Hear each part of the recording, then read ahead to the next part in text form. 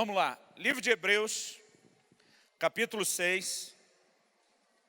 Nós vamos ler do versículo 4 até o versículo 9.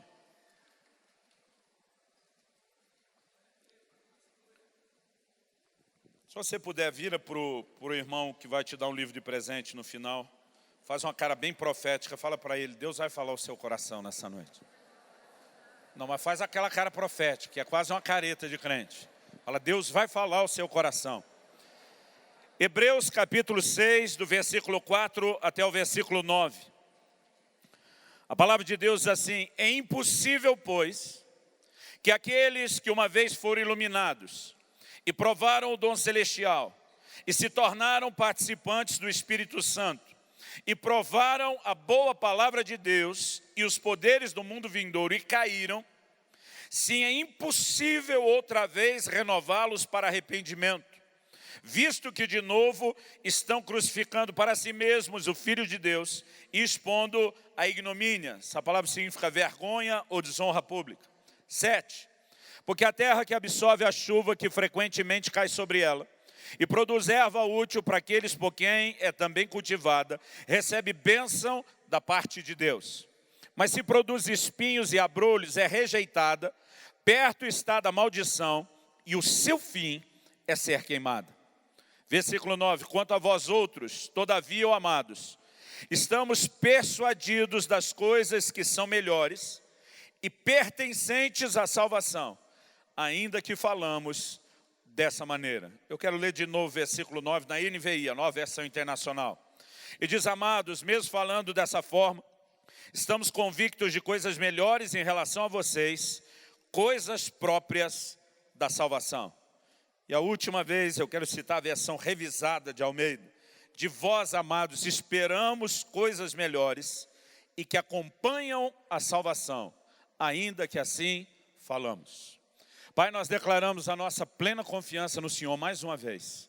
A nossa dependência na ação do Teu Espírito Santo, para que a gente tenha mais do que um discurso, uma palestra essa noite, que a Tua palavra seja vivificada, que ela venha trazendo revelação aos nossos corações, que haja aquela aplicação personalizada que só o Senhor pode fazer, e que, como o Senhor disse por boca do profeta Isaías, que o Senhor cumpra o propósito pelo qual a Tua palavra tem sido liberada. É a nossa oração, e desde já nós te damos glória, te damos honra, te damos louvor, pela certeza daquilo que o Senhor fará. Em nome de Jesus. Amém. Amém. Esse versículo 9 arremata, e antes da gente voltar no início do texto, arremata a ideia que está sendo desenvolvida com a declaração de vós, amados, esperamos coisas melhores. Aqui nós não temos apenas a expectativa do escritor da epístola, nós temos uma mensagem da parte de Deus. Então é justo dizer que Deus espera de nós coisas melhores. Não importa o quanto você já cresceu espiritualmente, não importa o quão firme você esteja, Provérbios 4,18 diz que a vereda do justo é como a luz da aurora, vai brilhando mais e mais, até ser dia perfeito. Então hoje você pode estar brilhando mais do que ontem, amanhã mais do que hoje, depois de amanhã mais do que amanhã, porque essa é uma caminhada progressiva diante de Deus. Mas a razão pela qual Deus espera coisas melhores não é apenas porque ainda tem espaço para melhorar. Deus tem todo o direito de esperar coisas melhores, porque Ele mesmo fez o seu melhor por nós. Em Romanos 8,32 a Bíblia diz, se Deus não poupou nem mesmo seu próprio Filho, que é o que Ele tinha de melhor. A Bíblia diz, como não nos dará juntamente com Ele todas as coisas? Em outras palavras, o apóstolo estava dizendo, se Deus fez a loucura de dar Jesus por você, Ele faz qualquer outra loucura por você, crente. Deus nos deu o que Ele tinha de melhor. E por conta disso é justo que Ele também espere de nós o melhor. A palavra de Deus diz, uma das profecias messiânicas lá no livro de Isaías, a respeito de Jesus, que Ele veria o fruto do penoso trabalho da sua alma e ficaria satisfeito. Ou seja, há uma expectativa de Deus de que o investimento que foi feito através de Jesus dê retorno. Porque ninguém faz nenhum tipo de investimento sem esperar retorno. Você não vai encontrar um agricultor plantando a terra por hobby. Você não vai encontrar um homem de negócio investindo na bolsa de valores só por diversão. Você não vai ver uma pessoa fazendo investimento simplesmente como terapia ocupacional. Porque toda pessoa que faz um investimento faz esperando o seu retorno. Em Mateus 21, Jesus conta uma parábola dizendo que o reino de Deus é como o dono de uma vinha que arrendou a vinha ao grupo de lavradores e ele esperava os frutos. Em outras palavras, ele esperava o retorno. Nós precisamos entender que Deus espera de nós o melhor. Essa é uma aplicação generalizada do texto. No entanto, para ser bem honesto com a declaração do versículo 9, a gente precisa entender o contexto. O autor da carta aos Hebreus está falando a um grupo de irmãos que está firme na fé, gente que já foi salva, tanto que ele diz, esperamos coisas melhores que acompanham a salvação. Então ele está falando de coisas que devem se manifestar na nossa vida depois da salvação, um acréscimo à salvação. Mas apesar de estar falando com um grupo de crentes que está firme na fé, ele está fazendo menção de um grupo que caiu, que fracassou na fé. Não apenas fracassou, mas a Bíblia diz que fracassou a tal ponto, caíram a tal ponto, que a Bíblia diz é impossível renová-los para arrependimento. E depois de falar dessas pessoas que fracassaram na fé, que caíram, eu particularmente gosto da ilustração que Paulo, na Epístola a Timóteo, ele fala sobre gente que naufragou na fé. Usando um exemplo que era muito comum naqueles dias, ele fala da jornada da fé como algo parecido com uma viagem feita num navio, num barco. A pessoa entra num porto com o propósito de fazer uma jornada em direção a outro porto, mas o naufrágio terminava abortando não apenas a jornada, mas na maioria das vezes fazendo com que aquelas pessoas perecessem. Ele está dizendo que da mesma forma é possível acontecer o mesmo na fé. Gente que saiu sem nunca ter concluído. O plano e o propósito de Deus, querido, não é que a gente aborte essa jornada. O plano e o propósito de Deus é que cada um de nós possa encerrar a carreira cristã, podendo dizer como Paulo, eu combati o bom combate, eu completei a carreira e eu guardei a fé. Eu não sei você, mas a frase que eu mais espero ouvir na minha vida, eu vivo em função dessa frase. É aquele dia quando eu vou atravessar os portais da glória e eu vou ouvir o meu Senhor Jesus dizendo, servo bom e fiel, entra no gozo do teu Senhor. Eu não estou servindo a Jesus pelo que Ele pode fazer na minha vida hoje. Isso é apenas efeito colateral. O que eu quero é cruzar os portais da glória. O que eu quero é passar a eternidade com Ele. O que eu quero é completar essa carreira e essa jornada. Agora, por que eu estou mexendo nesse assunto, querido? A igreja brasileira vive um momento bom, estatisticamente falando. Nunca tivemos o crescimento que estamos vivendo atualmente. Alguns meses atrás, saiu como matéria de capa da revista Veja, uma projeção estatística, não é linguagem de crente otimista não, é projeção estatística de gente que nem necessariamente tem a nossa fé, de que no máximo até 2040, o Brasil será uma nação predominantemente evangélica. Simplesmente a curva do crescimento gráfico em dados do IBGE estão apontando que é para lá que a coisa vai. No último censo, há quase 7 anos atrás, nós já éramos 40 milhões numa nação de 200, ou seja, éramos 1/5. Tem gente falando que já passamos da casa dos 50. Eu não gosto do achismo, não gosto do chute. Então vamos pensar ainda só nos 40 que está ultrapassado. Isso significa que já éramos, há cerca de 7 anos atrás, 1/5 da nação. 40 milhões em 200, exatamente 1/5. Isso significa que se cada crente firme ganhasse para Jesus outros 4, não estamos falando nem de fazer de uma vez, nem num ano só. Se cada um de nós levasse a Cristo outras 4 pessoas, e não estamos nem falando daqueles que nós vamos levar a Jesus ganhar ninguém, só a gente fazer o trabalho, cada um ganhasse outros 4, nós teríamos uma nação inteira rendida aos pés do Senhor Jesus. Estou mencionando esse dado gráfico porque evangelismo não parece ser o nosso maior desafio, embora ainda seja um desafio. O que me assusta é uma outra estatística, que vem se mantendo de pé desde que nós já éramos 30 milhões. É uma estatística que diz que, em média, para cada crente firme que você tem na igreja, você tem do lado de fora um desviado. Gente que um dia caminhou com o Senhor, andou no nosso meio, se relacionou conosco, congregou conosco, e hoje já não está mais servindo o Senhor e abandonou a fé. Isso significa que, em vez de 40 milhões no último censo, a gente já poderia ser 80. A gente já poderia ser 2/5 em vez de 1/5 só. Isso significa que o maior desafio, e não estou dizendo que evangelizar não seja um desafio, mas que o nosso maior desafio talvez ainda seja consolidar os crentes na fé, de maneira que o trabalho feito não se perca.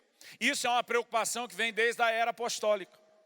O próprio apóstolo Paulo fala algumas vezes em algumas das suas cartas, eu receio que o tentador possa comprometer o trabalho que foi feito com vocês. Porque não basta apenas levar uma pessoa a Cristo, nós precisamos nos certificar de que ela está sendo munida de todas as ferramentas, de todo o entendimento para que ela percorra essa jornada até o fim. Para que ela termine o propósito pelo qual ela passou a crer em Jesus. Ou como diz o apóstolo Pedro, que alcanceis o fim, o objetivo final da vossa fé, a salvação das vossas almas.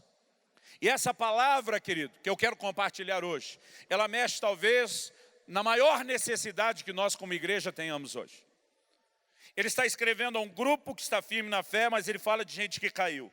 Mas ele não está negando que essas pessoas que caíram nunca tiveram uma experiência com Deus. Ele não está afirmando isso, nem negando que elas experimentaram Deus de verdade. Porque existe uma certa corrente teológica que diz que se desviou é porque nunca converteu. Eu não creio nisso. Primeiro ele começa dizendo, é impossível renová-los para arrependimento. Para renovar para arrependimento, para ser renovação, tem que ter arrependido um dia antes. Então, em primeiro lugar, esse grupo que caiu já tinha passado por uma experiência genuína de arrependimento. Segundo, o verso 4 diz que eles foram iluminados. Além da ideia de que a luz de Deus resplandeceu nas trevas da vida deles, nós podemos olhar que a perspectiva bíblica do Novo Testamento, quando fala de iluminação, fala de revelação. Ou seja, eles não ouviram um evangelho mal pregado, mal exposto. Não foram expostos a um evangelho transgênico, alterado, modificado. Eles receberam revelação genuína da palavra. A Bíblia diz que provaram o dom celestial. Eu entendo isso como novo nascimento, mas não tenho tempo para tentar te provar isso. Então, eu vou pular e passar para a próxima característica que é dita sobre eles, que exige que necessariamente eles tenham que ter nascido de novo. O texto diz que eles se tornaram participantes do Espírito Santo. Jesus, em João 14, quando está dizendo aos seus discípulos, não vou deixar vocês órfãos, eu volto, ele diz, eu enviarei o Consolador. Ele está falando do Espírito Santo. E diz, o Espírito da verdade. Ele diz, o qual esse mundo não conhece e nem o pode receber. O que Jesus está dizendo? Que alguém que é do mundo não pode receber o Espírito Santo. A exigência para que alguém receba o Espírito Santo é o novo nascimento. É por isso que Jesus, somente depois da morte e ressurreição, aparece aos discípulos, sopra sobre eles e diz, recebei o Espírito Santo. Porque antes dele ter concluído o seu trabalho na cruz, essa não era uma experiência que as pessoas vivenciavam, de ter o Espírito Santo habitando dentro de si. Em João 14, Jesus diz, diferente do mundo que não conhece, Jesus diz, vós o conheceis. Mas ele diz, e ele estará, ainda não está, ele estará dentro de vós. Então, para se tornar participante do Espírito Santo, tem que nascer de novo. Em Romanos 8:9, Paulo diz, se alguém não tem o Espírito de Cristo, esse tal não é dele. Ou seja, quem não é dele não recebe, quem não recebe é porque não é dele. Assunto resolvido. Se arrependeram, foram iluminados, nasceram de novo, se tornaram participantes do Espírito Santo. E o verso 5 ainda diz assim, provaram a boa palavra de Deus. Essa tradução aqui, provaram, o verbo provar, ela dá a ideia de saborear, provar como se prova um alimento. A versão espanhola de Reina Valera diz, degustaram a boa palavra de Deus. Ou seja, não é gente que ouviu apenas aquela pregação inicial da conversão. É gente que foi ensinada, doutrinada, alimentada na palavra de Deus. É gente que passou por discipulado. E ele ainda termina dizendo, e provaram os poderes do mundo vindouro. Também não estamos falando de crente que não viveu as manifestações do sobrenatural. Estamos falando de gente que além do arrependimento, além de ser iluminado, além de nascer de novo, além de se tornar participante do Espírito Santo e provar a boa palavra de Deus, ainda experimentou os poderes do mundo vindouro. No início do meu ministério pastoral, eu acreditava que se alguém tivesse essas 6 características, estava garantido. Eu pensava, meu Deus, a maioria dos crentes, se chegarem a esse lugar, está ótimo. Porque eu pensava, tem gente na igreja que nunca viveu arrependimento, que nunca foi iluminado, que não nasceu de novo, que a gente questiona se tornou participante do Espírito Santo. Alguns tiveram as experiências iniciais, mas não se envolvem com a palavra, nunca tiveram experiência com os poderes do mundo vindouro. Eu pensava, se o camarada tiver isso tudo, está garantido. Mas de acordo com esse texto, não está não. Porque esse grupo teve tudo isso e ainda caiu, mas não só caiu. Caiu de uma forma irreversível. Porque há uma linha que se for atravessada não tem volta. Jesus já falou dela quando diz, olha, toda blasfêmia contra o Espírito Santo não terá perdão nem agora, nem no mundo vindouro. Isaías diz, buscai ao Senhor enquanto se pode achar, invocai-o enquanto Ele está perto. O que ele está dizendo? Tem uma hora que Ele não mais poderá ser achado e Ele não mais estará perto. Difícil para alguns na teologia determinar onde está essa linha, mas que a linha existe, está clara, porque ele fala de gente que teve uma experiência real e agora se tornou impossível serem renovados. Eu não quero usar esse texto para te aterrorizar nessa noite. A Bíblia não está falando que o desviado, esses mais de 40 milhões que nós temos na nação, não tem chance de ser restaurado, de forma alguma. Lucas 15 é o capítulo que eu gosto de apelidar de o capítulo do desviado na Bíblia. Você tem a parábola da ovelha perdida, da moeda perdida, do filho perdido, e houve recuperação em todos os três casos. Em Tiago 5, 19 e 20, a Bíblia diz, meus irmãos, se algum de vós, alguém que já é crente, se desviar da verdade, e vocês conseguirem convertê-lo novamente, saiba que vocês estão livrando da morte uma alma e cobrindo uma multidão de pecados. Gente que se desviou, pode e deve ser trazida de volta. E eu ainda creio no sopro de Deus na nossa nação, que vai trazer uma enxurrada de desviados de volta para a casa de Deus. Amém? Então não estou falando que o desviado não tem chance. Agora, o desviado normal, que provavelmente é aquele tipo de gente que você conhece, que no calor da paixão cedeu à tentação, pecou, e de repente ficou com vergonha de Deus, dos irmãos, e não quis mais transitar no nosso meio. Ou alguém que se deixou cair na armadilha da ofensa, se magoou e por causa da dor do seu coração com pessoas, misturou as coisas com Deus e se afastou. Esse é o tipo de gente que nós podemos e devemos restaurar. O que o autor da Epístola aos Hebreus está falando, e aí você precisa entender o pano de fundo histórico, o contexto em que a Epístola foi escrita. Havia uma grande perseguição à igreja, em especial aos judeus.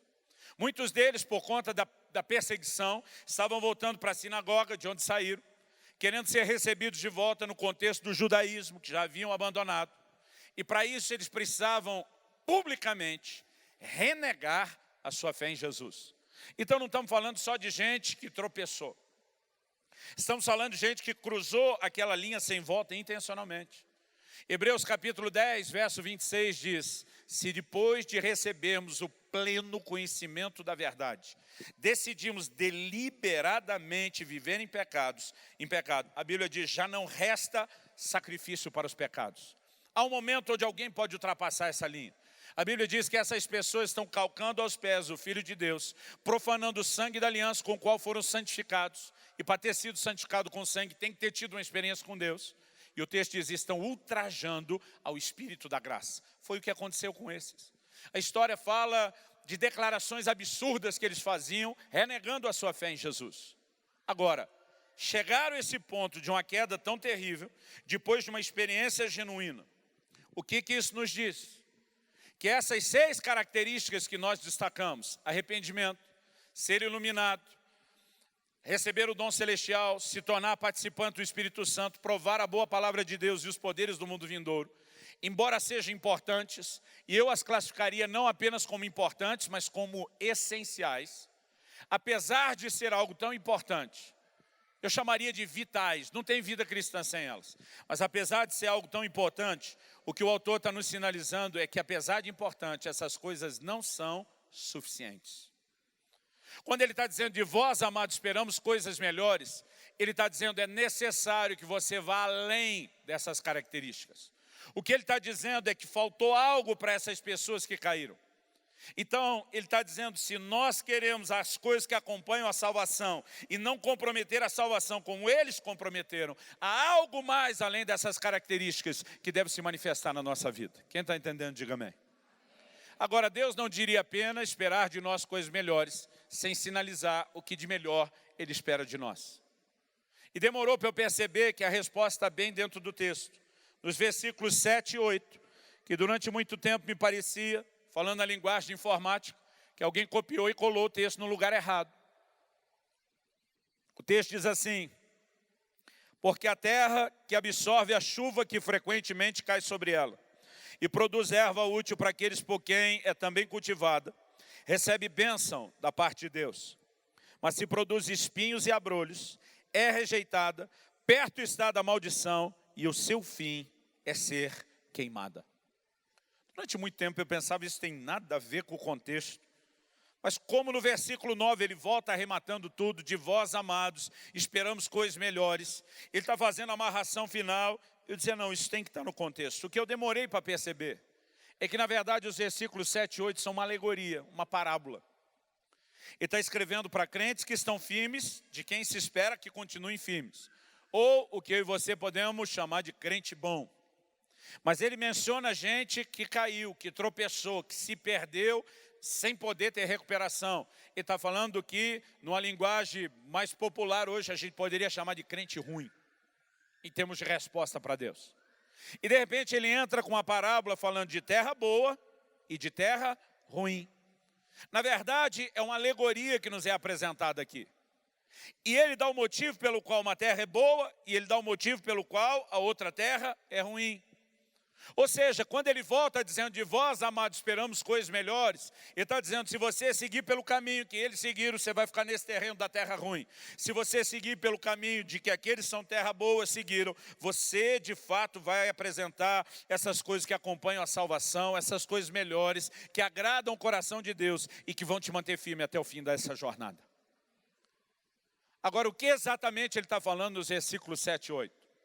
Durante muito tempo eu pensava, equivocadamente, que o que fazia uma terra ser diferente da outra é que sob uma chovia, a outra não. No primeiro exemplo da terra boa, a Bíblia menciona claramente a chuva. No segundo, a Bíblia não fala de chuva e fala de um tipo de fruto, que é fruto de terra deserta. Ele fala de espinhos, de abrolhos.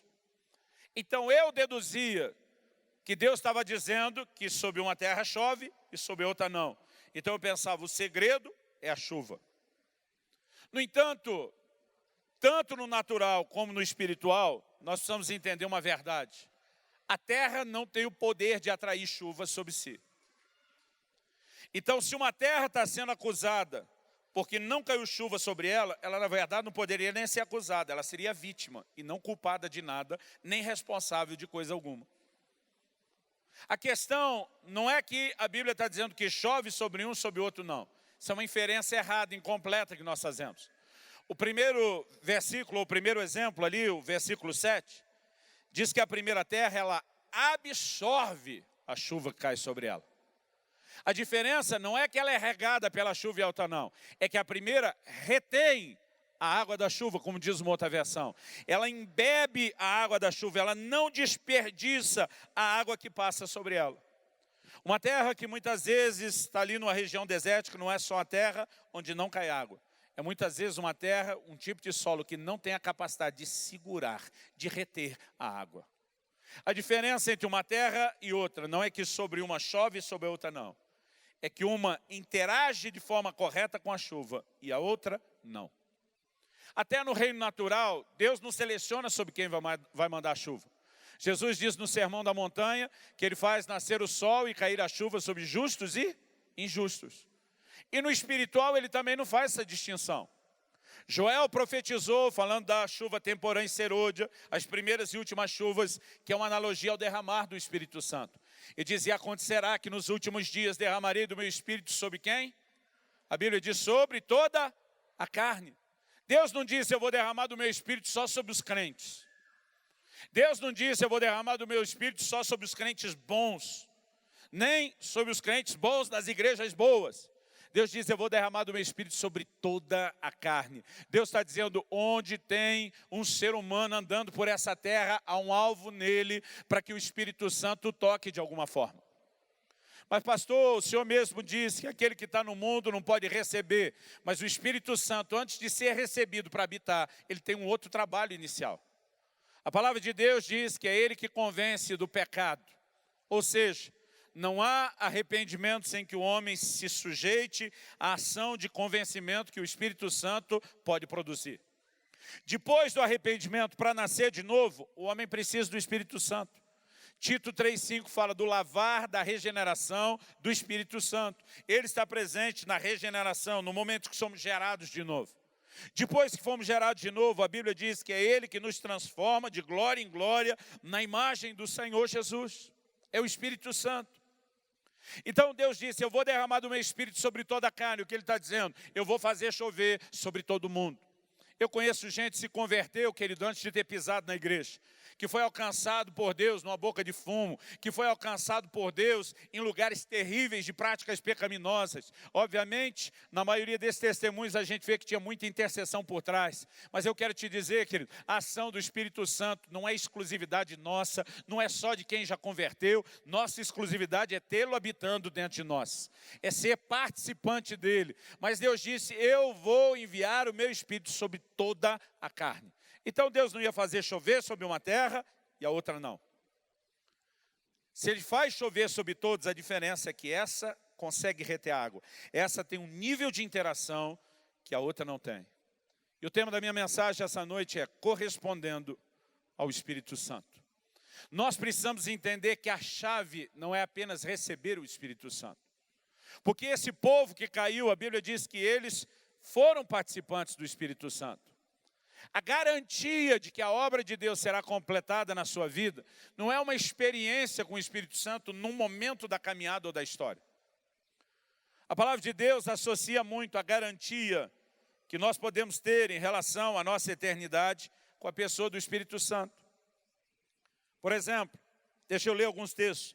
Abre comigo em 2 Coríntios, capítulo 1, versos 21 e 22. Eu vou ler na NVI, o texto diz, ora, é Deus que faz que nós e vocês permaneçamos firmes em Cristo.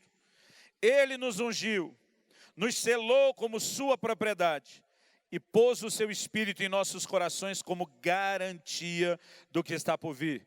A versão atualizada que eu uso diz, ele nos selou e nos deu o penhor do Espírito em nosso coração. A palavra penhor significa garantia.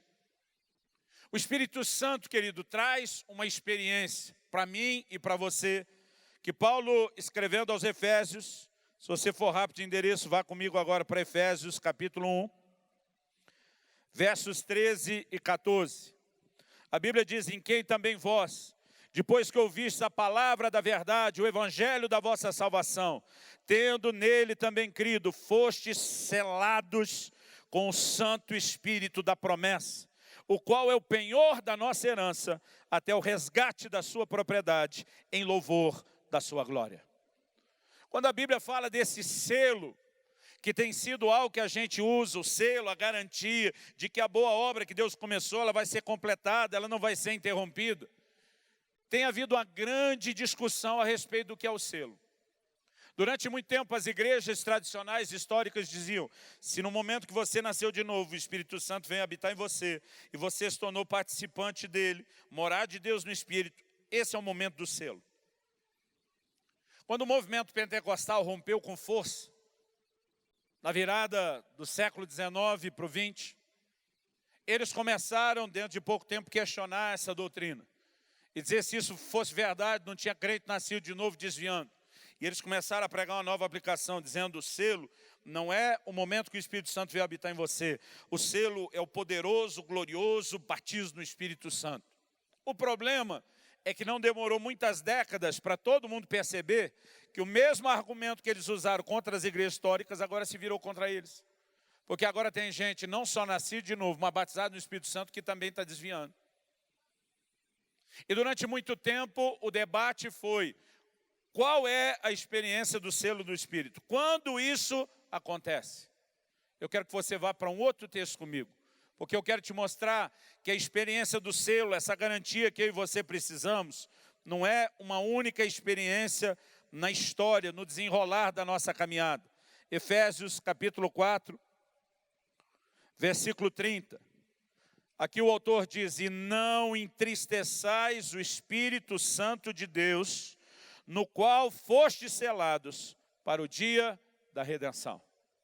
Aqui ele começa a sinalizar uma abrangência maior, que o foste selado não é só uma experiência do passado, mas ele diz, eu não posso entristecer o Espírito Santo, que é a minha garantia.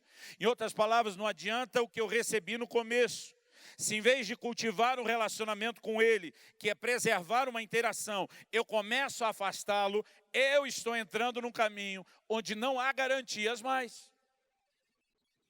Escrevendo aos Tessalonicenses, O apóstolo Paulo diz, não apagueis o Espírito. Uma outra versão diz, não extingais o Espírito. O que ele está dizendo? Que alguém desenvolveu um botão de uma alta tecnologia espiritual, que se você apertar o botão, puf, o Espírito Santo deixou de existir? É claro que não. Quando a Bíblia está falando de não extingui-lo, não é a pessoa dele, é a ação e a obra dele na sua vida. Porque o nosso engano é achar que a obra de Deus, através do Espírito Santo, é unilateral e depende só dele. Isso não é verdade. Mas antes de desenvolver essa interação que nós temos que ter, porque o nosso foco é entender a correspondência, eu quero que você pense numa perspectiva diferente.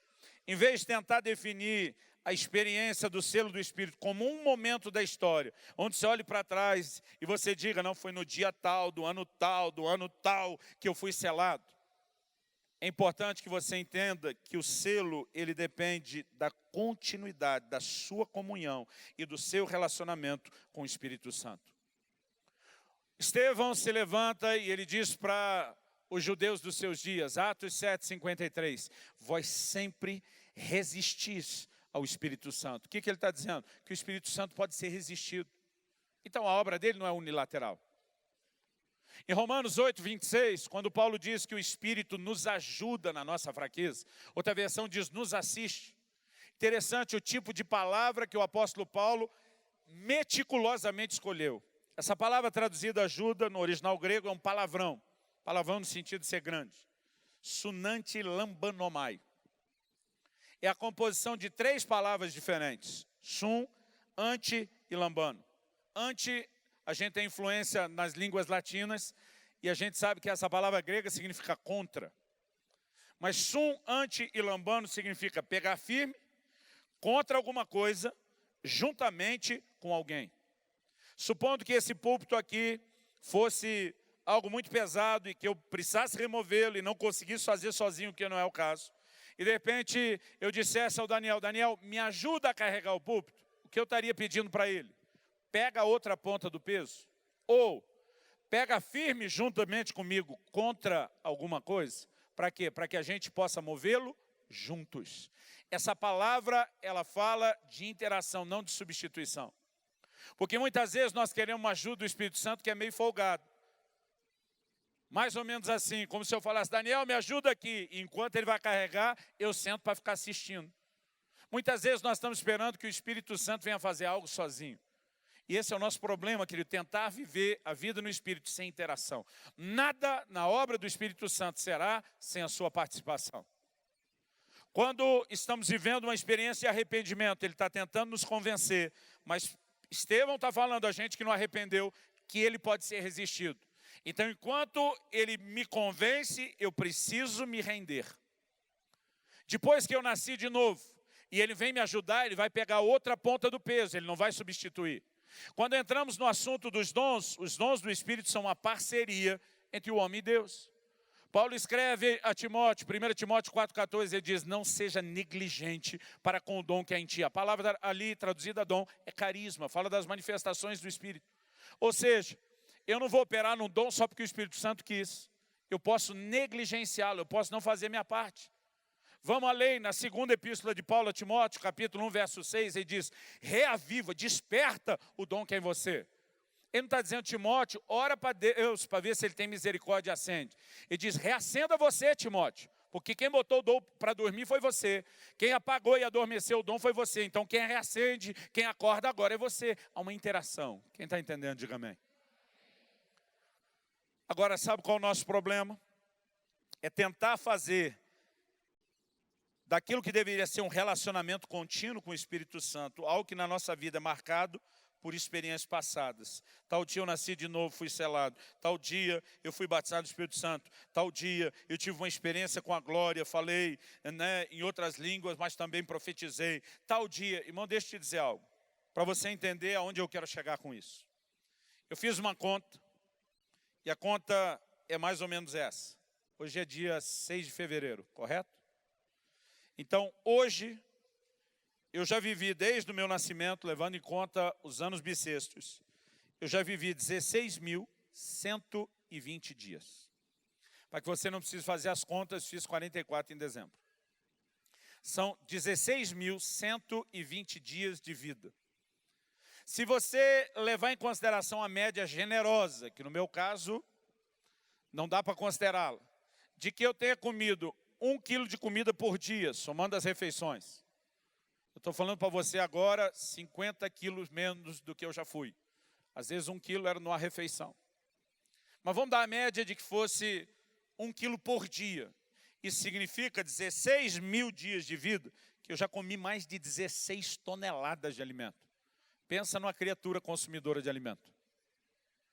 Eu fico tentando imaginar quanto espaço precisaríamos para colocar aqui 16 toneladas de alimento. Foi o que eu comi. Agora, se cerca de uns 3 anos atrás, quando eu já tinha 15.000 dias de vida, ou seja, tinha comido 15 toneladas, eu fizesse essa mesma conta e pensasse, meu Deus, já comi muita tonelada de alimento, e parasse de comer, eu estava vivo hoje, 3 anos depois?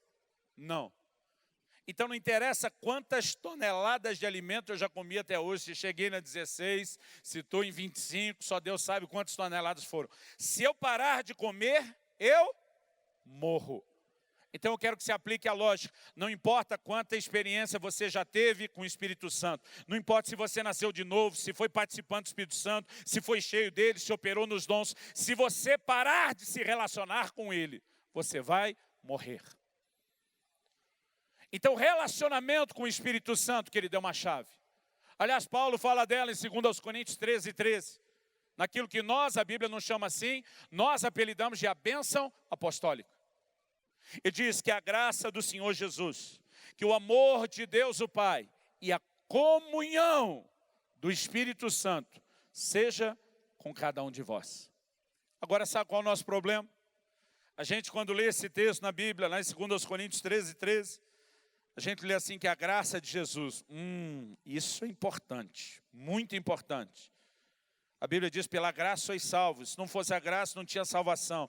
Meu Deus, isso não é só importante, é vital, é da mais alta importância. Aí a gente continua lendo o texto. E o amor de Deus o Pai, esse também é importante. A Bíblia diz, Deus amou o mundo de tal maneira que deu seu Filho. Não fosse o amor de Deus, a gente estava tudo lascado, perdido. Esse também é vital, da mais alta importância. Mas de alguma forma, parece quando chega no fim do versículo, a leitura da maioria dos crentes é mais ou menos assim. E a comunhão do Espírito Santo, o que quer que seja essa última, não deve ser importante, seja com cada um de vós. Eu ouso dizer a você que a comunhão com o Espírito Santo é tão vital para a vida cristã, como a graça de Jesus é, como o amor do Pai é. Vamos voltar, querido, a um período no Velho Testamento, antes de ter nova aliança. Isaías é um dos profetas que mais falaram, ele é chamado de o profeta messiânico, que mais anunciaram a vinda de Jesus, a vida que nós vivemos hoje.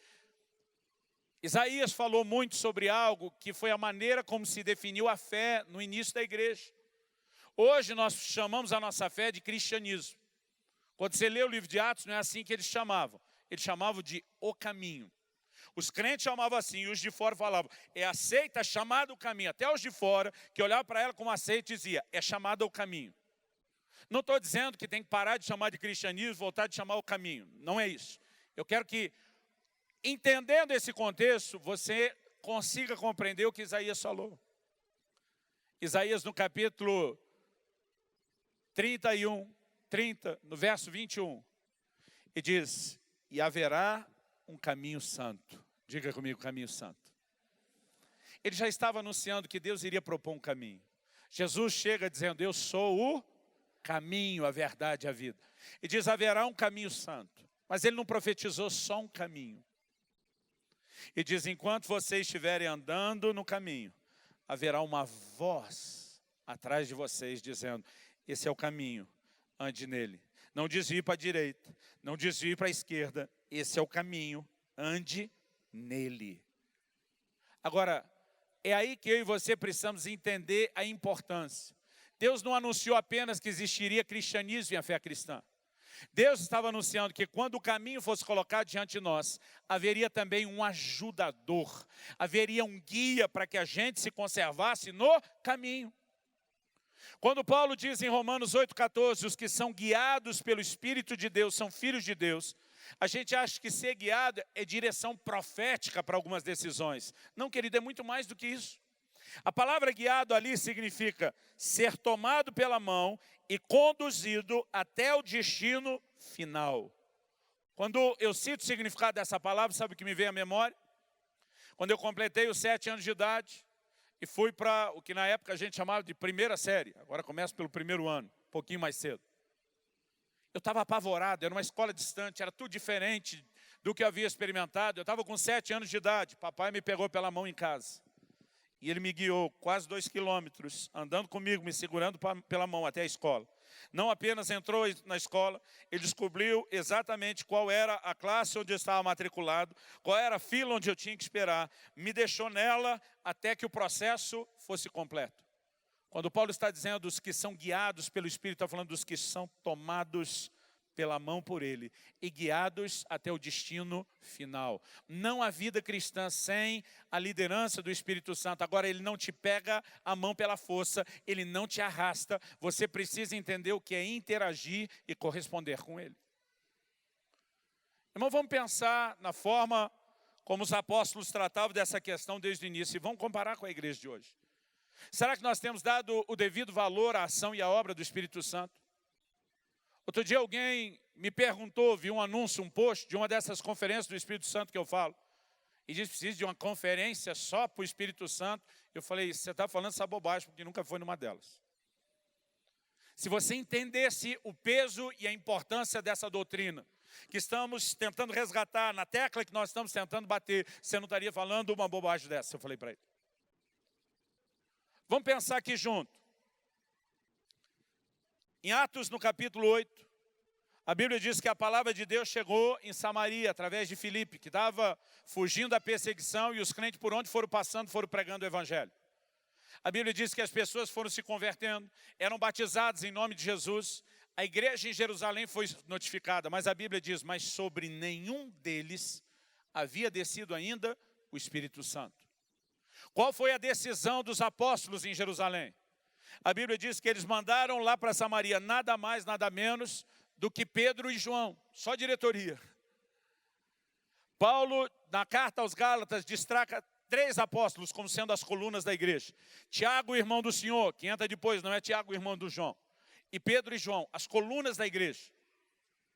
A Bíblia diz, Pedro e João são enviados para quê?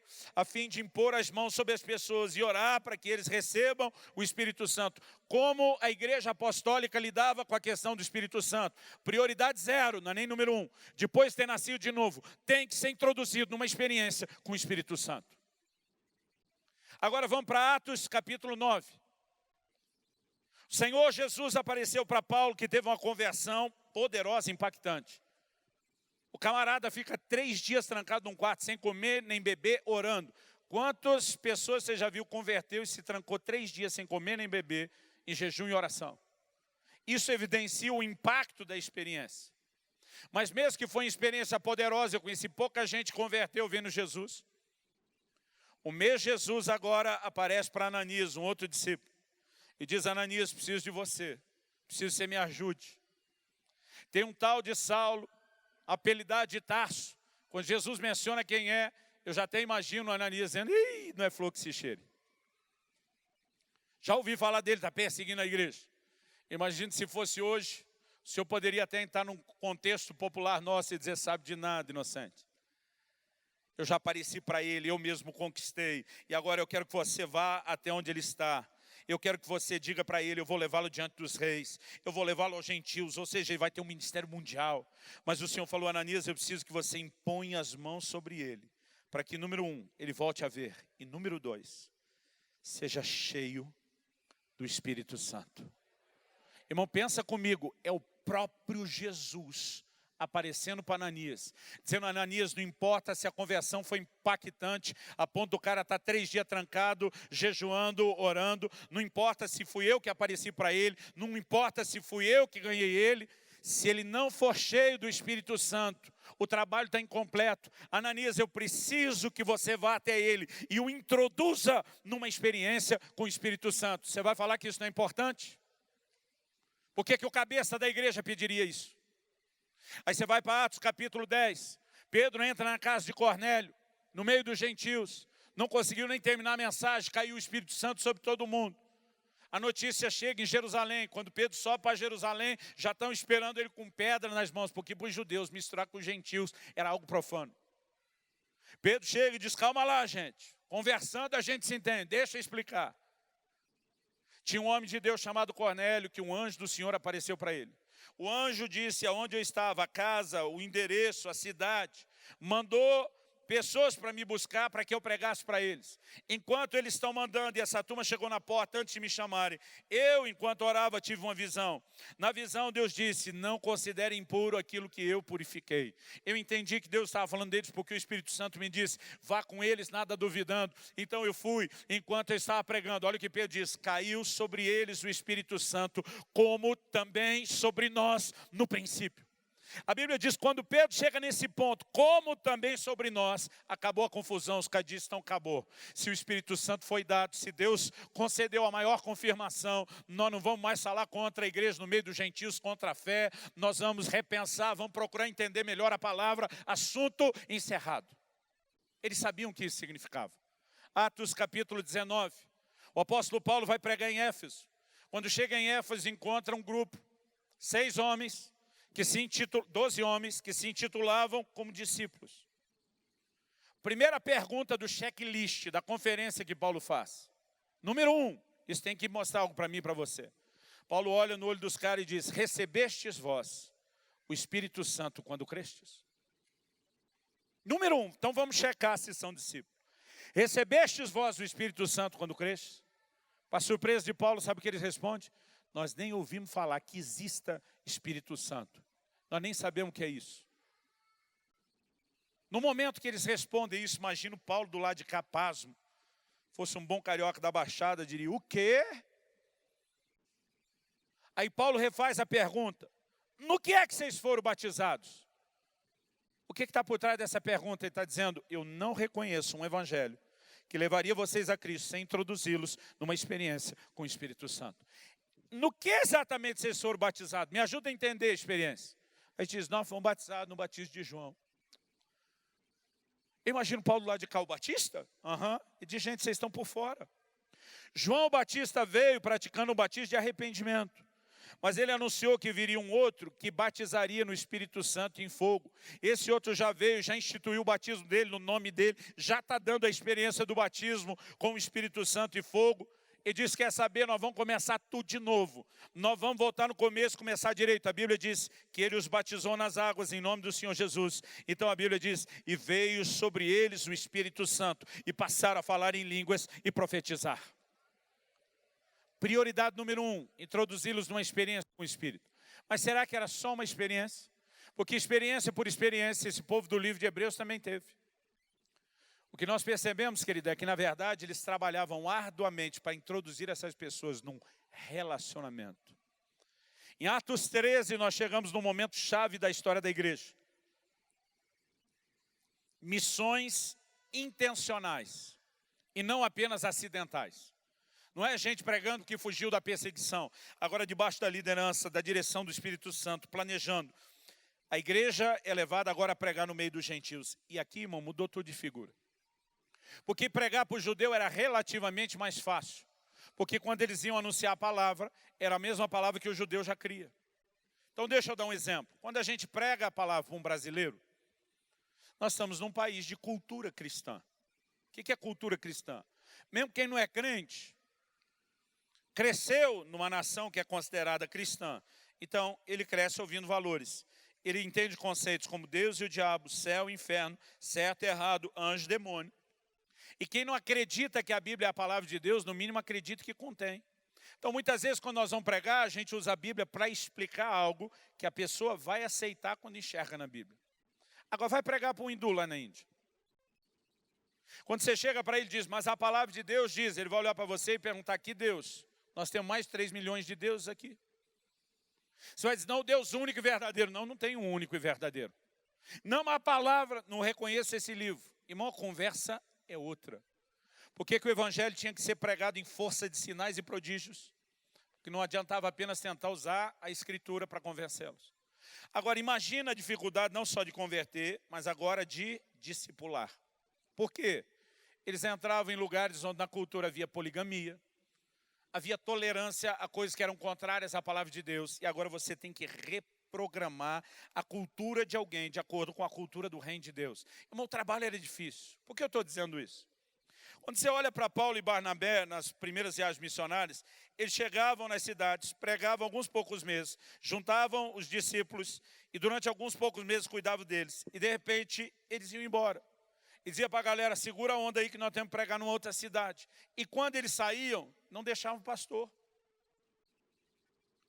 Atos 14 mostra que depois de um tempo eles voltavam para ver quem daquele grupo de crentes havia amadurecido mais para instituir os primeiros pastores. Mas quando eles saíram ainda não tinha pastor. Aí eles deixavam essa turma ir pregar em outra cidade e deixavam os crentes sem Bíblia. Porque o judeu tinha o Velho Testamento, mas o gentio não. E o Novo não tinha sido escrito, então eles ficavam sem Bíblia. Eu não estou dizendo, querido, que ter pastor, ter Bíblia não é importante. Tudo isso foi providenciado depois. Eles não tinham um lugar de reunião que nós chamamos de igreja. Mesmo sabendo que a igreja não é o prédio, às vezes a gente já popularizou. Eles não tinham isso. Quando Paulo está em Éfeso, ele alugou uma escola de um camarada que a Bíblia chama de tirano. Eles tinham que improvisar, não tinha nem aquele lugar que tinha o conceito de um templo. Agora vamos pensar, irmão. Pegar novos convertidos que não cresceram com a cultura da Bíblia, foram expostos a uma experiência e durante pouco tempo, deixar eles sem prédio, deixar eles sem Bíblia, deixar eles sem pastor, sem o medo de que tudo vai se perder. Hoje em dia, a gente dá prédio, dá pastor, dá Bíblia, é difícil os caras ficar firmes. Agora, qual a diferença do que eles faziam e do que nós temos feito? É que quando eles iam embora, eles diziam, vocês não vão ficar sem liderança. E aí que você vai entender 1 de João 2. Eu vou misturar os versículos 20 e 27. E vós tendes a unção do Santo. E ela habita em vós. E não tendes necessidade de que ninguém vos ensine coisa alguma, porque a unção que recebeste está em vós. Ela vos ensina todas as coisas.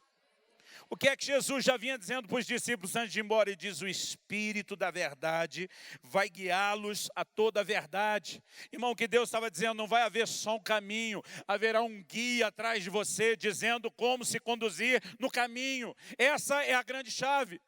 Isaías 35:8, Deus diz, nem o louco errará o caminho. Então me desculpe, eu não quero faltar com a ética, mas vamos explorar melhor essa palavra louco. Deus está dizendo, nem o pancado da cabeça, nem o retardado mental, nem aquele que não tem condições, que nós chamaríamos de suficiente, vai errar o caminho. Por que não? Porque Deus está dizendo, a capacidade de ser bem sucedido no caminho não tem nada a ver com quanto conhecimento você tem, não tem nada a ver com a sua inteligência, não tem nada a ver com as suas habilidades ou faculdades mentais. Porque se quem me garante no caminho é a voz atrás de mim, o que eu preciso não é de conhecimento ou habilidade, o que eu preciso é só de sensibilidade. Eu posso ser pancada das ideias e ainda ser sensível ao Espírito Santo, que vai me manter no caminho. Mas o problema é que a igreja dos nossos dias está tentando viver o caminho, sem viver o guia. E aí que nós bagunçamos tudo. Algo precisa acontecer conosco como igreja, entendermos o que é essa ação, o que é essa liderança do Espírito Santo nas nossas vidas. Agora, nosso problema é que nós não entendemos, nem valorizamos. Alguns anos atrás, alguém me viu pregar essa mensagem. Chegou até mim e falou, pastor, o senhor já leu esse livro? Me mostrou um livro de um pastor da Califórnia, Francis Chan. Eu falei, não conheço o livro, já ouvi falar do autor. Ele me disse, eu queria te presentear o livro. De uma forma diferente, mas parece que vocês estão falando a mesma coisa. O título do livro é O Deus Esquecido. Ele, na verdade, está falando sobre como a igreja ignora a ação e a obra do Espírito Santo. Na contracapa tinha uma declaração interessante, que eu copiei para ler aqui agora. O autor diz assim, se eu fosse Satanás, e meu objetivo final fosse frustrar os propósitos de Deus e seu reino, uma das minhas principais estratégias seria levar os frequentadores de igreja a ignorar o Espírito Santo. E quando eu li isso, eu pensei, pois se eu fosse o diabo, e graças a Deus eu não sou, quero deixar isso claro aqui, se eu fosse o diabo, eu faria a mesma coisa. Porque talvez não haja nada tão estratégico, quando falamos em termos de vida cristã, do que essa liderança do Espírito Santo. O nosso problema hoje, querido, não é falta de chuva. O nosso problema é falta de interação. Nós vivemos de experiências aleatórias ao longo da carreira da carreira cristã, e achamos que isso nos garante. O que eu e você precisamos é de relacionamento diário. Uma das figuras que eu gosto do Espírito Santo no tabernáculo é o candelabro. Muitas peças no tabernáculo, como a arca, por exemplo, era madeira revestida de ouro. Madeira fala da humanidade, o ouro fala da divindade ou da glória, e a arca é um símbolo extraordinário de Cristo. Mas o candelabro é o único objeto de ouro puro, ouro batido, não tem nada de madeira, não há humanidade ali. E ele estava lá para iluminar e aquecer a casa de Deus. Talvez nenhuma outra figura exemplifique tanto a obra do Espírito Santo. Mas sabe que Deus diz aos sacerdotes todos os dias: você tem que dar manutenção na lâmpada para que ela não se apague. Qual o significado do candelabro? Zacarias 4, ele tem uma visão. O Senhor pergunta a Zacarias o que vês? Ele responde: um candelabro de ouro puro. O Senhor disse: viste bem, não por força, nem por violência, mas pelo meu Espírito, diz o Senhor. O próprio Deus relaciona o entendimento disso com a obra do Espírito. Mas ele está dizendo: não adianta ter o candelabro, não adianta ter fogo, se vocês não derem manutenção às lâmpadas dia após dia. A manutenção era diária, assim como o nosso relacionamento com ele é diário. Nós precisamos viver uma experiência de relacionamento diário com ele. O problema é que a gente não entende que aquela frase de Efésios 4, e não entristeçais o Espírito Santo de Deus, com o qual foste selados para o dia da redenção, a gente não entende, é que entristecê-lo pode virar algo muito sério. Isaías 63, 10, a Bíblia diz: mas eles contristaram o seu Espírito Santo, pelo que ele se lhes tornou em inimigo. Deixa eu te dizer algo, querido, uma coisa é entristecê-lo uma vez, outra coisa é entristecê-lo várias vezes. Outra é fazer isso frequentemente e outra é tornar isso algo permanente. A palavra que foi traduzida em Isaías 63, 10 do hebraico como contristaram, que significa deixar triste, entristecer, ela também poderia ser traduzida: eles magoaram o seu Espírito Santo. Eles feriram o seu Espírito Santo. Eles causaram dor ao seu Espírito Santo. E aqui nós precisamos entender, querido, que não é que a Bíblia está falando que ele só é exageradamente sensível. É porque a responsabilidade daquilo que ele veio fazer em nós depende de uma interação onde nós não podemos afastá-lo. Outro dia alguém me viu pregando essas coisas e falou: pastor, acho que o senhor está superestimando, supervalorizando esse negócio do Espírito Santo. Olhei para esse cara e falei: aprendi com Jesus. Em Mateus 12, 31 e 32, Jesus diz: toda e qualquer blasfêmia contra o Filho do Homem será perdoada. Jesus está dizendo: se você blasfemar contra mim, eu seguro a onda, eu quebro o seu galho, a gente consegue resolver. Mas Jesus disse: se você blasfemar contra o Espírito Santo, lascou tudo, acabou tudo. O que ele está dizendo? Há algo tão singular nesse relacionamento, que ainda que você me fira dessa forma, você não pode feri-lo. Porque se você o afastar, você está afastando a única garantia de você concluir aquilo que eu comecei em você. Isso é muito sério. Esse povo de Hebreus, que a Bíblia diz já não resta mais sacrifício pelos pecados, no verso 29 de Hebreus 10, que eu citei antes, ele diz: eles calcaram aos pés o Filho de Deus, profanaram o sangue da aliança com o qual foram santificados e ultrajaram ao Espírito da graça. Sempre que o assunto chega nesse ponto exagerado, quando se passou da linha, alguém feriu de uma forma singular ou diferenciada o Espírito Santo. Nós precisamos entender, querido, que o selo não é uma única experiência. O selo, a garantia, é preservar o relacionamento. Mas se eu entristeço, se eu apago, além disso, eu quero ainda declarar que você pode deixar o Espírito Santo enciumado. Abre sua Bíblia comigo em Tiago, no capítulo 4. Um dia eu estava numa igreja, e nós estávamos cantando aquela canção que ficou bem popular no mundo. Me ama, me ama. Tem um momento que diz: ele tem ciúmes de mim. Eu estou do lado de um camarada desses que acreditam que foram colocados por Deus no controle de qualidade do corpo de Cristo, que tudo tem que passar por eles. Aí na hora o cara do meu lado disse que é absurdo. Falei, absurdo o quê? Uma declaração dessa, ele tem ciúme de mim. Agora estão deixando Deus humano, fraco. Mas falou bobagem. Eu olhei para ele e falei, alguém tinha que ter avisado o Tiago. Ele falou, que Tiago? É o compositor? Falei, não, o apóstolo. Porque eu falei, o que eles estão cantando é uma declaração de Tiago. Ele olhou para mim e falou, está na Bíblia, é? Irmão, tem coisa que você não pode falar, mas é difícil segurar a boca dentro. Eu olhei para aquele camarada, eu não lembro se eu falei em voz alta ou baixo. Eu falei, tu não sabe nem o que está na Bíblia, mas está no controle de qualidade do corpo de Cristo. Vamos lá para Tiago. Antes de ler o versículo 5 de Tiago 4, eu quero que você leia primeiro o versículo 4, que aí você vai entender melhor. Infiéis, não compreendeis que a amizade do mundo é inimiga de Deus? Aquele, pois, que quiser ser amigo do mundo, constitui-se inimigo de Deus. Então olhe para cá um pouco. Com Deus nós podemos ter amizade ou inimizade. Por que eu estou dizendo isso? Isaías 63:10 diz, eles contristaram o seu espírito pelo que ele se lhes tornou em inimigo. A Bíblia diz que quem cogita das coisas do espírito, inclina-se para lá. Quem cogita das coisas da carne, inclina-se para lá. Paulo diz aos romanos, os que estão na carne não podem agradar a Deus. E ele diz que andar na carne é inimizade contra Deus. Irmão, há um lugar quando nós começamos a nos distanciar do Espírito Santo, numa direção oposta, onde nós estamos indo para um terreno de inimizade. É isso que Isaías 63:10 diz, e eu quero te mostrar isso que Tiago está dizendo.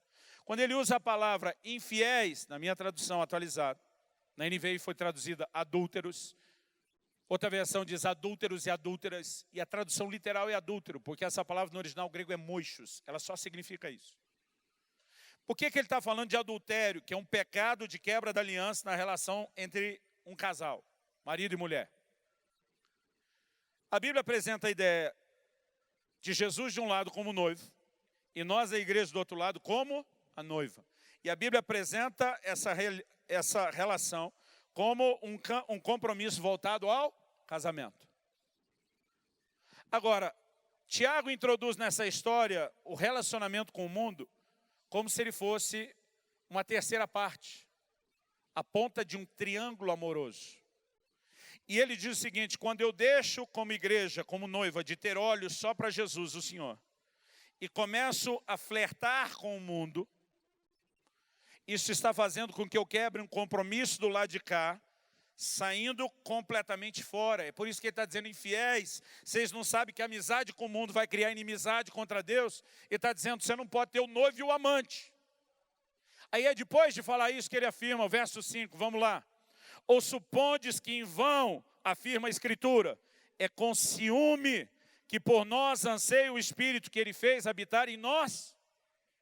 Quando a Bíblia fala desse sentimento de ciúme do Espírito Santo, é porque a responsabilidade do Espírito Santo é fazer com que eu e você sejamos uma igreja santa, pura, uma noiva sem mancha, nem mácula, nem ruga, nem qualquer coisa semelhante. E quando ele percebe que estamos tirando os olhos do noivo, estamos nos desvirtuando, a reação dele é de ciúmes, como aconteceria em qualquer outro triângulo amoroso.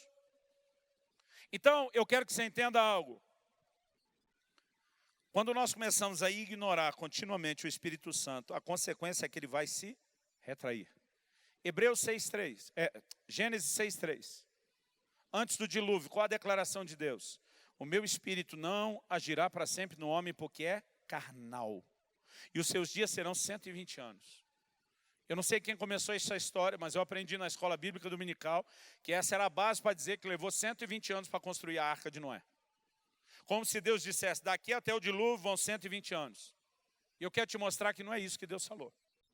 Até porque Deus fala com Noé depois dos seus filhos terem nascido. Seus filhos nasceram no ano 500 da vida dele, o dilúvio foi no ano 600. Entre o dilúvio no ano 600 e Deus falar com ele, depois dos filhos nascer, depois do ano 500, você não tem 100 anos. O 120 não cabe nessa história. Quando Deus diz, os seus dias serão 120 anos, ele está baixando a duração da vida.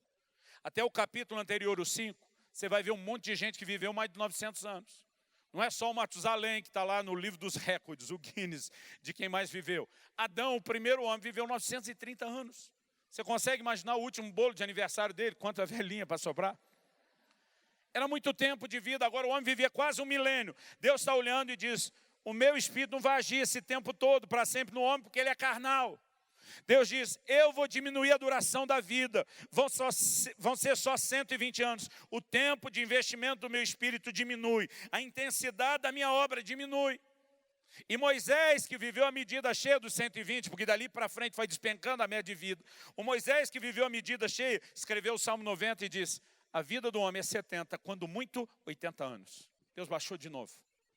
Por quê? Falta de correspondência. Então, quando nós o entristecemos, quando nós o enciumamos, quando nós o resistimos, quando nós o apagamos, nós estamos entrando num terreno muito delicado. O que faltou para esse povo que caiu a ponto de não mais ser renovado para arrependimento, não foi uma experiência, nem com Jesus, nem com o Espírito Santo. O que faltou foi continuidade e manutenção de um relacionamento. Se você um dia, como eu, quer atravessar os portais da glória e espera ouvir a frase, servo bom e fiel, entra no gozo do seu Senhor. Isso está na categoria de coisas melhores que acompanham a salvação. Agora, sabe qual é o nosso problema? Nós espiritualizamos demais o que é a liderança do Espírito Santo. Eu estava ensinando num determinado curso, numa escola de ministério, sobre a liderança do Espírito Santo. Eu estava falando sobre como ser guiado, dirigido pelo Espírito. E no final da aula, na verdade a primeira, era um intervalo antes da segunda, um rapaz me procurou. Eu gosto de colher essas pérolas de sabedoria no meio do povo. Ele procurou e falou para mim, pastor, que Deus fala, eu não tenho dúvida. Jesus disse, minhas ovelhas ouvem a minha voz. Mas ele falou, eu tenho uma teoria. E é aí que eu fiquei interessado, curioso. Que teoria é essa? Ele falou, no reino natural não tem gente surda que não ouve? Eu falei, tem, é normal e temos um alto índice. Eu falei, então, eu acho que, espiritualmente falando, eu sou surdo. Então não é que Deus não fala, mas pastor, eu não ouço. Interessante que no momento que ele estava falando isso, eu não esperava. O mesmo Espírito Santo que eu estou tentando ensiná-los a ouvir, fala comigo. Não por meio de uma voz audível, não por meio de uma visão espetacular, por algo que eu gosto de chamar de o testemunho interior, e eu já vou explicar. Algo vem no meu espírito, pergunta para ele quantas noites já faz, que ele vem acordando às 3 da manhã em ponto. Aquilo veio com tanta clareza dentro de mim que eu falei, para, eu preciso te perguntar algo. Há quantas noites você já vem acordando às 3 da manhã em ponto? Ele arreglou os olhos, olhou para mim e falou, como é que você sabe disso? Falei, só me diga quantas noites. Ele falou, nem sei te dizer quantas noites, são várias, eu já perdi a conta. Falei, descreve o que acontece. Falou, pastor, eu tenho um sono pesado. Ultimamente, sim, estou lá dormindo, pum, acordei, estou 100% acordado, lúcido. Olho no relógio, 3 em ponto. Eu falei, o que você sente? Ele falou, eu sinto vontade de orar. Aí eu perguntei para ele, o que você faz? Ele falou, pastor, isso não é hora de orar, eu viro para o lado e durmo.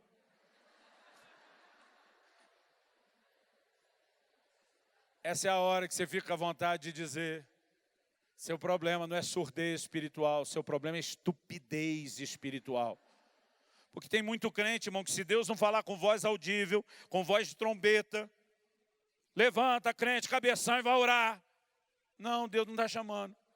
Como a criatura acorda toda a madrugada, no mesmo horário, com vontade de orar, e não entende que isso pode ser um chamado, porque nós somos místicos demais. O brasileiro, então, nem se fala. Então, se Deus não falar com muito barulho, nós não damos valor.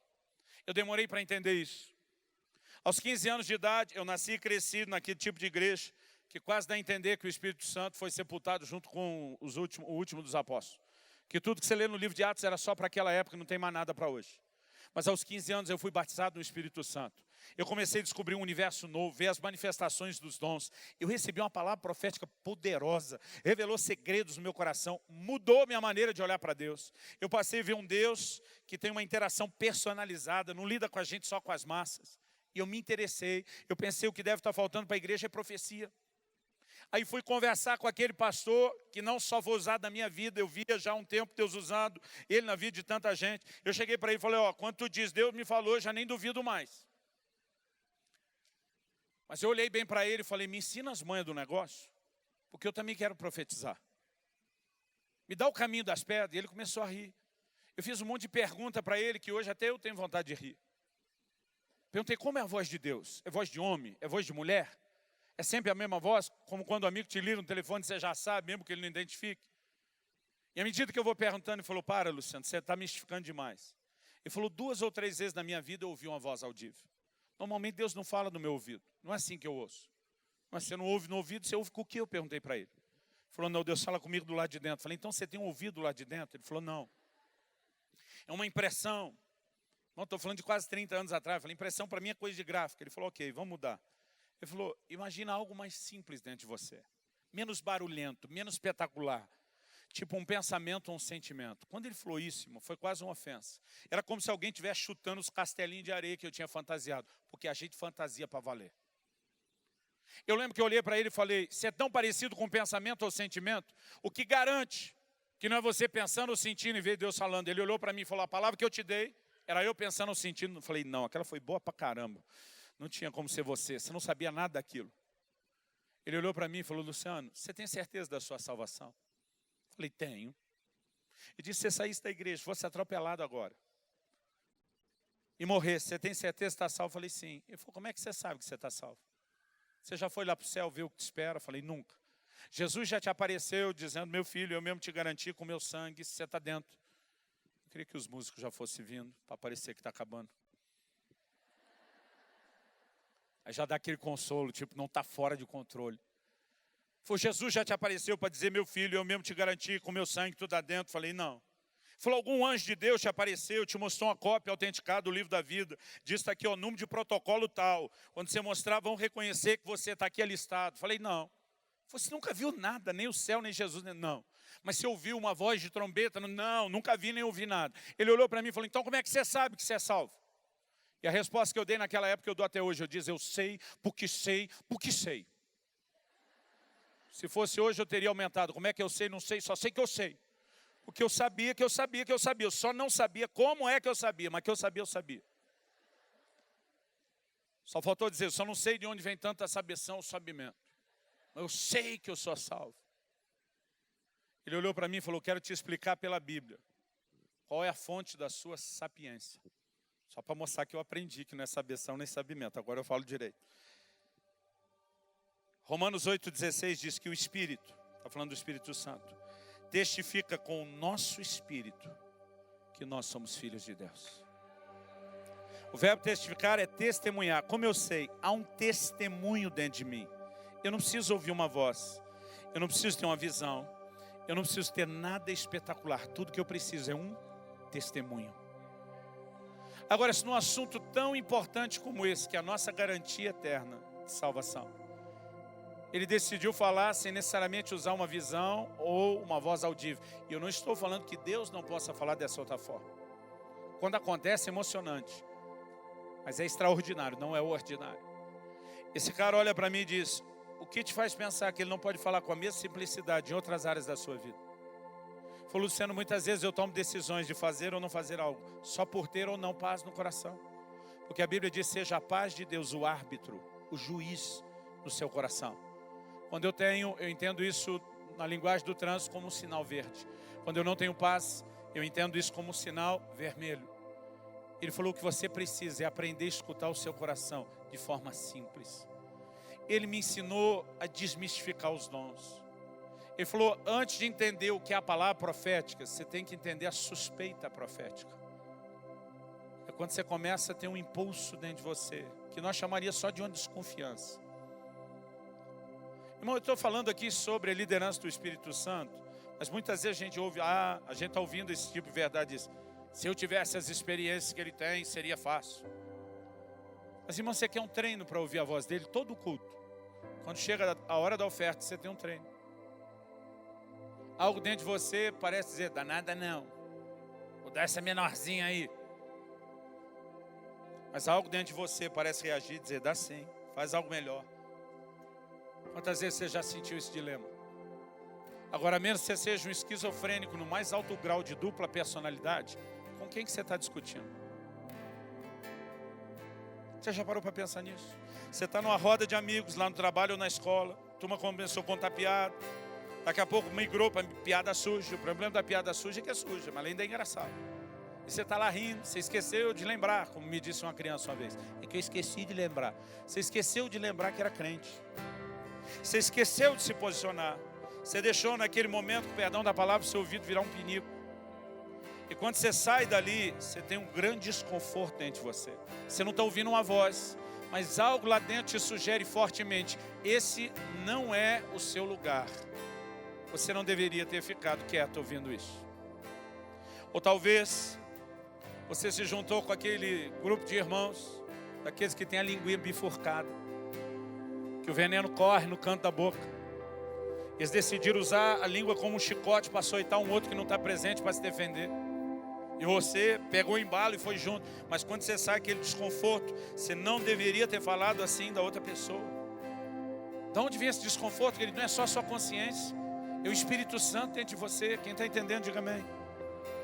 Você está lá no quarto, no momento da oração, começou a se quebrantar. Jesus vinculou muito o assunto de oração com perdão. Aí lá, a hora que você está na oração, algo dentro de você vem: perdoa fulano. Aí você acha: não, perdoa não. Você está ali orando, quebrantado, e aquilo vem de novo. Pensa em quantos momentos bons vocês já tiveram. Deixa essa ofensa para lá. Aí você até começa a cogitar. Diz: posso até perdoar, mas vai ter que me indicar, rastejar, e olhe lá. Mas aquilo continua, daqui a pouco você não entende o que aconteceu. Você se vê chorando, quebrantado, diz: tá bom, eu perdoo em nome de Jesus. E algo lavou a sua alma, te curou por dentro. Quem fez isso? Repito, a menos que você seja o esquizofrênico no mais alto grau de dupla personalidade, com quem você estava discutindo, crente.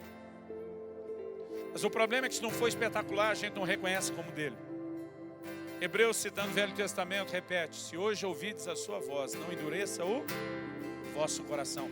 Onde ele fala? No coração. A liderança do Espírito Santo é uma coisa simples. A gente não precisa mistificar. Eu não estou dizendo que toda vez que você for atravessar a rua, você tem que dobrar o joelho na frente da faixa de pedestre e perguntar: passo aqui ou um pouquinho adiante. Nem estou dizendo que você tem que ficar todo dia, quando acorda, meia hora na frente do guarda-roupa, esperando a revelação de qual a roupa você tem que vestir. Embora algumas irmãs poderiam orar um pouquinho mais antes de escolher as peças de roupa que vão vestir. Hashtag fica a dica. Mas quando o impulso vem, eu quero que você fique em pé para parecer que está acabando mesmo. Quando aquele impulso vem, querido, nós precisamos aprender a ser obedientes a Ele. Isso é corresponder ao Espírito Santo. Quem está entendendo, diga amém. Eu quero que você comece a falar com Deus aí onde você está. Muitas vezes nós temos entristecido o Espírito Santo. Às vezes Ele nos impulsiona para orar, nós não obedecemos. Ele nos impulsiona a palavra, nós não obedecemos. Ele nos impulsiona a ajudar alguém, nós não obedecemos. Ele traz uma advertência sobre determinada coisa, nós não ouvimos. Não entristeçais o Espírito Santo de Deus, com o qual fostes selados para o dia da redenção. Era o apelo de Paulo. Eu creio que nessa noite, Deus não quer apenas que você sinta o poder, nem só o que Ele pode fazer. Algo que nós precisamos valorizar mais do que o poder do Espírito, mais do que os dons, mais do que aquilo que Ele pode fazer através de nós, é quem Ele é.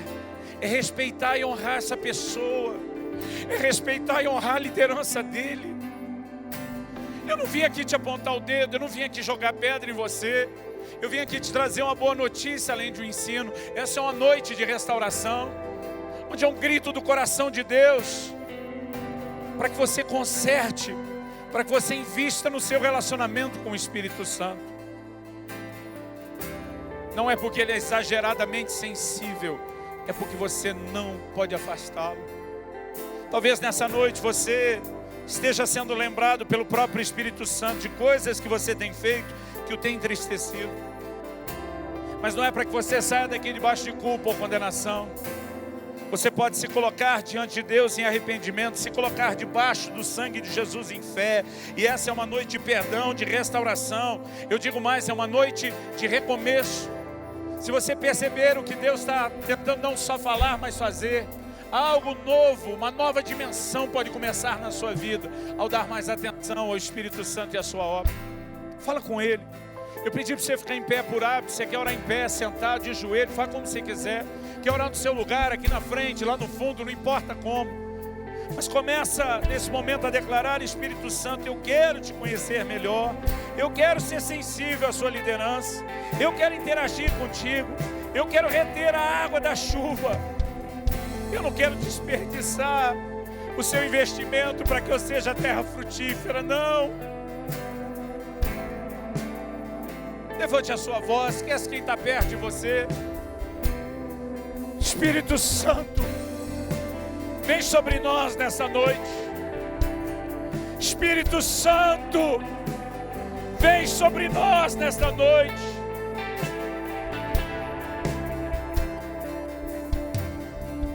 Nós nos arrependemos por cada vez que te entristecemos, que te enciumamos, que te resistimos, ou mesmo que te apagamos. Nós não queremos entrar num lugar de inimizade, não. Nós queremos a comunhão contigo. Nós queremos a tua liderança, sermos tomados, conduzidos pela mão até o destino final. Nós queremos a voz atrás de nós, dizendo: esse é o caminho, não desvie dele. Faz algo nas nossas vidas, não só aqui e agora, mas a partir de agora. Nós não queremos naufragar na fé. Nós não queremos engrossar a fileira dos milhões de desviados.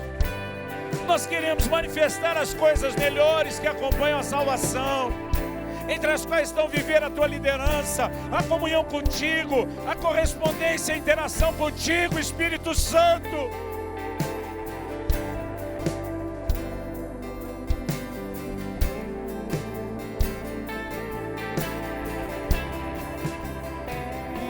Então vem, não pare de orar, não pare de orar. Derrama o teu Espírito, derrama o teu Espírito. Talvez você ainda não seja batizado no Espírito Santo, mas essa pode ser a sua hora. Esse pode ser o seu momento de entrar numa dimensão mais profunda nele. Talvez você teve essa experiência um dia e já faz muito tempo que você não sabe o que é orar em outras línguas. Seja renovado nessa noite. Seja cheio do Espírito Santo. Seja cheia do Espírito Santo. E você que já é batizado no Espírito, comece a orar em outras línguas. Renda-se a Ele. Deixa que o Espírito Santo te envolva. Espírito Santo, vem, vem.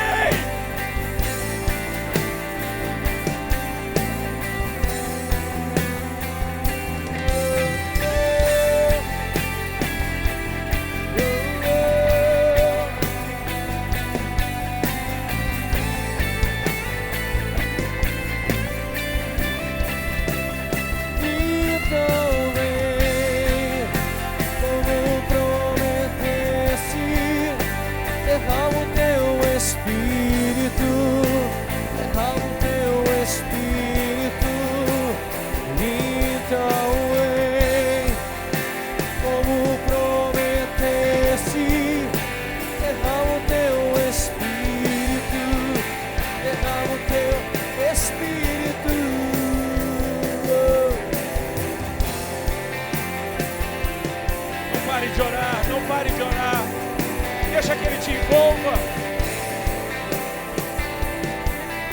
Não lute contra esse nó na garganta ou vontade de chorar. Mesmo que você não entenda, deixa Ele fazer algo dentro de você. Alguns estão sentindo um sentimento de saudade dEle. É o clamor de Deus para que você não se distancie. Seja cheio do Espírito Santo. Seja cheia do Espírito em nome de Jesus.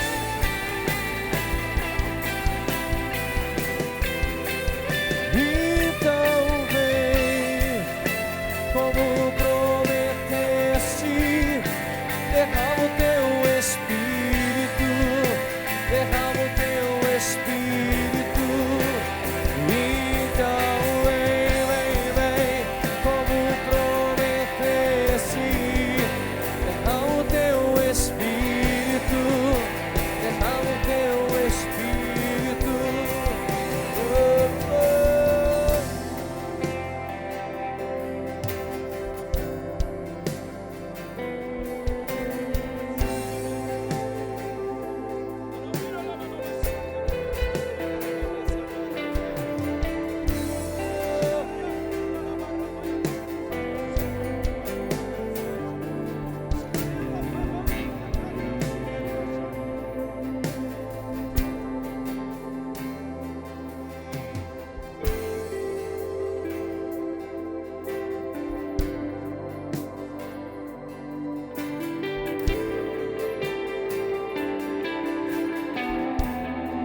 Deus, nós clamamos em nome de Jesus, que aquilo que o Senhor está fazendo aqui nesse momento não termine quando saímos deste lugar de reunião. Que, como o Senhor disse na parábola do semeador, que as aves do céu não consigam roubar a semente. Pelo contrário, que ela germine e frutifique para a glória de Deus, dê fruto a 30, 60, 100 por um. Nós clamamos mais do que uma experiência nesse momento, a capacidade de nos conservarmos na instrução da Tua palavra, de seguir o modelo do Teu plano e o Teu propósito. Nós queremos nessa noite nos realinhar com o Senhor e a Tua palavra. Eu abençoo cada um dos meus irmãos e irmãs, declarando que vem um novo tempo de vida no Espírito, que vem um novo tempo de comunhão e relacionamento com o Espírito Santo, em nome de Jesus, em nome de Jesus, e para a glória de Deus. Se você crê e concorda, diga amém. Se você recebe essa palavra, diga eu recebo, em nome de Jesus. Querido, olhe para cá um instante. Eu sei que é uma segunda noite, dia de semana, eu não vou abusar do horário, até porque Deus não está limitado ao jeito que a gente conduz. Eu tenho ouvido gente dizer, pastor, mesmo não tendo orado, eu fui curado enquanto a palavra era liberada, eu fui curado voltando para casa, eu fui visitado por Deus enquanto dormia. Nós não vamos botar Deus numa caixinha, além de que ainda temos não só mais uma noite, mas uma grande noite amanhã. Amém. Bom, parece que o último dia é o dia. Em João 7 a Bíblia diz, levantou-se Jesus e no último dia, o grande dia da fé, parece que o último é o grande dia, então não tem que ser tudo hoje. Deus não me mandou aqui para tentar te proporcionar só aqui agora uma experiência, mas para colocar na sua mão uma chave, para que você viva experiências contínuas e progressivas, rendendo-se à voz e à liderança dEle. E esse é o mais importante.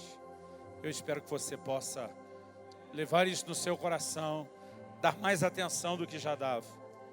E só pela última vez, antes de eu devolver o microfone, vira para o irmão ao seu lado e fala, só não esquece aquele meu presente que você ia me dar. Foi um prazer servi-los na mesa do Senhor. Que Deus abençoe ricamente a vida de vocês.